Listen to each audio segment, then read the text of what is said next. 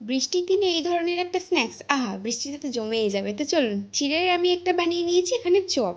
চিড়ের chop বানানোর জন্য চিড়েটাকে তো একটা ফার্স্ট ধুয়ে নিতেই হবে। তারপর চিড়েটা খুব ভালো করে আমি ধুয়ে নেওয়ার পর দেখুন পরিষ্কার হয়ে গেছে। আমি নিয়ে নিয়েছি একদম পাতলা পাতলা একটা চিড়ে। আলু সিদ্ধ করে রাখা ছিল, আলুটাও বেশ ভালো করে আমি এখানে মেখে নিয়েছি। তারপর এখানে আমার সব ধরনের মশলা লেগেছে, যেমন ধনে গুঁড়ো, জিরে গুঁড়ো, শুকনো লঙ্কার গুঁড়ো, তারপর ভাজা মশলা, গরম মশলা, সব ধরনের মশলা আমি এখানে মিক্সড করে নিয়েছি। তার সাথে এখানে দিয়ে দিয়েছি কিছুটা পরিমাণে আদা কুচি। আদাটাকে আমি গ্রেট করে নিয়েছি। তারপর কাঁচা লঙ্কাটা নিয়েছি আমাদের বেশিটা পরিমাণে ঝালের জন্য, কারণ আমরা একটু ঝাল বেশি পরিমাণে খাই, সেটা আপনাদের পরিমাণে নিয়ে নেবেন আপনারা। তার সাথে নিয়ে নিয়েছি স্বাদ মতো নুন এবং কাসুরি মেথি উপর থেকে ছড়িয়ে নিয়ে বেশ ভালো করে একটা মেখে নিয়েছি।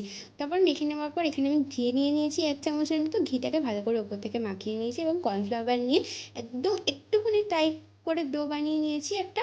তারপর দেখুন হাতের সাহায্যে এরকম চপের মতন একটা আকৃতি দিয়ে নিয়েছি। আপনারা সেটা যেমন ভাবে করেই দিয়ে নিতে পারেন, গোল চাইলে গোল করেও দিয়ে নিতে পারেন।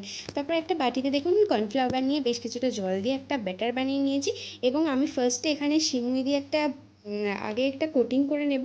তারপর সিমুই দিয়ে কোটিং করা হয়ে যাওয়ার পর সেকেন্ড কোটিংটা আমি আবার সিমুই দিয়ে করবো, সেটা একটু লাল সিমুই দিয়ে।